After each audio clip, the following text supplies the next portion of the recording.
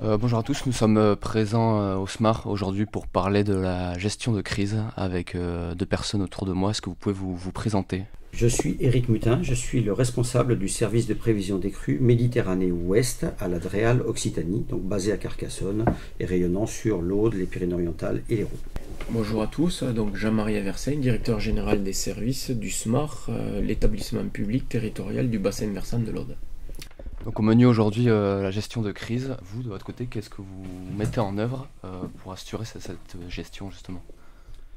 Le service de prévision des crues est intégré à tout le dispositif vigilance qui est élaboré par l'État. Donc il y a plusieurs vigilances, donc il y en a 4 sur la météorologie de pluie, donc pluie, inondation, orage, crue et submersion marine.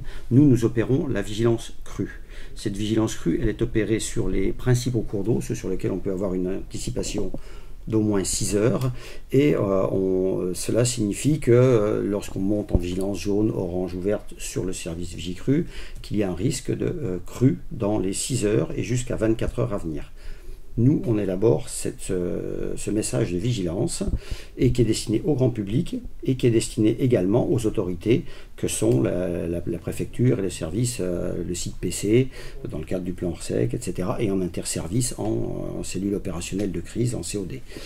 Pour permettre le fait que ces autorités puissent assortir cette vigilance de messages d'alerte aux populations, on associe à cette vigilance également une prévision sur des stations, une prévision d'évolution de la hauteur d'eau dans les heures qui viennent.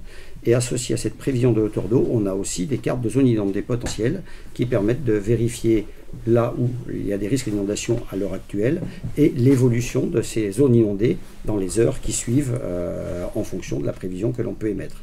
Donc tout ça s'est mis à disposition des autorités pour qu'ensuite, effectivement, en interservice au sein du COD, puisse se mettre en place la gestion de crise. Mais écoutez, je pense que de façon très complémentaire, l'idée c'est bien d'avoir une addition des compétences, une addition des moyens et de travailler à la mise à disposition de ces renseignements auprès notamment du corps préfectoral et de monsieur le préfet pour pouvoir prendre les bonnes décisions. Et ces bonnes décisions, elles doivent reposer sur des informations et j'aurais tendance à dire qu'importe la provenance de ces informations. Le service prévision des crues assure la supervision, la prévision de crues sur 5 tronçons réglementaires et nous-mêmes, le SMAR, venons compléter cette surveillance et cette prévision des crues sur les affluents d'autres cours d'eau à travers des capteurs, à travers des retours d'expérience, et nous partageons vraiment, cette notion est essentielle, cette notion de partage d'informations pour pouvoir préciser, améliorer cette prévision de crue et surtout faire en sorte de faciliter la prise de décision. Vous parliez tout à l'heure de la partie sur le grand public. Quels moyens vous employez justement pour communiquer auprès d'eux? La communication auprès du grand public est faite en direct sur le service Vigicru. Donc tout le monde peut connaître ce site, Vigicru, accessible à tout le monde. Sur ce site Vigicru, vous avez la lecture directe des hauteurs d'eau. Comme j'ai dit, vous pouvez sur un certain nombre de stations, dès lors qu'on est en crise, avoir les prévisions. Associé à cela, le service Vigicru vous permet également d'avoir des abonnements sur Vigicru à des stations, à des tronçons. Associé également directement sur Vigicru, vous avez en dehors des 5 cours d'eau que l'on surveille, vous avez la possibilité d'avoir les avertissements pluie intenses et le service Vigicru Flash qui permet d'anticiper sans expertise du service de prévision des crues, mais en lecture directe, les risques de crues intenses ou très intenses sur le territoire. Et de façon complémentaire à la plateforme Vigicru qui est nationale, qui est parfaitement connue. Moi, il n'y a pas une semaine où on ne me parle pas de Vigicru. Le SMAR a déployé donc une plateforme qui s'appelle Shiva pour système de suivi hydrométrique des vallées de l'Aude et des affluents, qui vient compléter et agréger les données produites par Vigicru et qui permet de collationner, je dirais, l'ensemble des données, que ce soit en termes de pluviométrie ou de hauteur de cours d'eau, à la fois des capteurs produits par le service de prévision des crues, mais également les capteurs propres au SMAR. Donc en fait, ce qu'il faut retenir, c'est qu'aujourd'hui, que ce soit l'État, à travers le service prévision des crues, ou le SMAR, à travers Shiva, offre la possibilité aux élus, au grand public, d'être acteurs de leur propre protection, de telle sorte que chacun puisse disposer sur son smartphone d'une information qui lui permette d'adapter ses comportements et d'adopter les bons comportements pour ne pas s'exposer au risque d'inondation.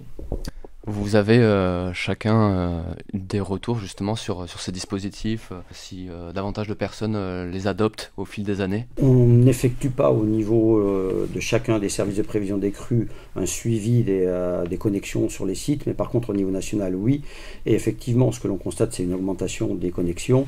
Et ce que l'on constate effectivement, et vous en êtes sans doute témoin, c'est qu'au fur et à mesure du temps, au fur et à mesure des crues, les commentaires que l'on assortit à nos prévisions dans le bulletin sont de plus en plus reprises par la presse et par les réseaux sociaux. On retrouve nos éléments, les éléments que chacun peut produire, effectivement. Ouais, je confirme totalement ce que dit Eric. Effectivement, à partir du moment où il pleut, on constate nous-mêmes un pic de connexion sur le serveur Shiva. Et c'est là tout l'intérêt de ces outils, mais surtout des messages de prudence, des messages de bon comportement qui sont associés à la lecture de ces données. Je crois que ce qui importe, bon, oui, l'information est importante, mais au-delà de savoir qu'il y a une hauteur d'eau à telle heure, à tel point donné, ce qui importe, c'est d'associer ces informations relativement brutes à des consignes sur les bons comportements à adopter. Et justement, avec ces données recueillies, sur le plan futur, qu'est-ce que vous entendez mettre en place, peut-être pour développer encore davantage cet aspect-là? Et effectivement, ce travail-là n'est jamais fini. Chaque crue apporte son lot de victimes, et donc effectivement, on voit que le travail n'est jamais terminé, on a besoin de tout le monde. Mais donc dans les projets qui sont déjà partis, c'est toujours utiliser les données que l'on acquiert pour améliorer nos modèles, pour améliorer ce qu'on appelle nos échelles de gravité, c'est-à-dire la dangerosité de tel ou tel niveau atteint à telle station, améliorer, comme je disais tout à l'heure, les cartes de zone des potentiels, donc donner plus d'informations au public, et à viser à plus long terme, effectivement, il y a le souhait du niveau national d'étendre la vigilance à l'ensemble du territoire et d'aller vers des échéances plus fortes en termes de prévision. Donc ça, c'est à une échéance, on va dire, d'une dizaine d'années. Je crois que de façon complémentaire à ce que vient de dire Éric Mutin, la vraie amélioration serait d'avoir une sectorisation de cette vigilance, parce qu'aujourd'hui, la vigilance, elle est à l'échelle nationale, mais déclinée au niveau départemental, et on voit bien que on peut être en vigilance jaune, en vigilance orange, mais à l'échelle de tout le département, alors qu'on n'a qu'une partie du département qui est concernée. Donc là, il y a un vrai axe d'amélioration, mais ça prendra du temps parce qu'il faut fiabiliser cette prévision et cette vigilance. Donc effectivement, on s'inscrit sur un temps moyen et long. Je crois que ce qui importe aussi, c'est de continuer à apprendre à travailler ensemble. Et ça, c'est important parce que c'est un gage d'efficacité en gestion de crise. Donc cette culture de l'interservice, il faut la cultiver, la faire perdurer. Donc ça, c'est pas un gage d'amélioration, mais en tout cas, c'est quelque chose qu'il faut pouvoir, dans le temps, maintenir. Et puis, je pense qu'autre gage d'amélioration indirecte par rapport à nos outils, c'est de parfaire cette culture du risque.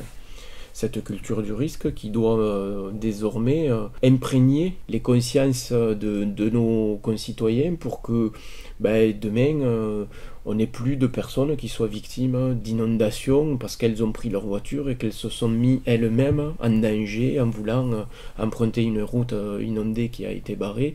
Donc notre responsabilité à l'avenir, c'est bien ça, c'est de continuer à développer ces bons comportements et cette culture du risque qui est associée à ces outils que l'on développe et qui nous permettent de développer ces informations-là.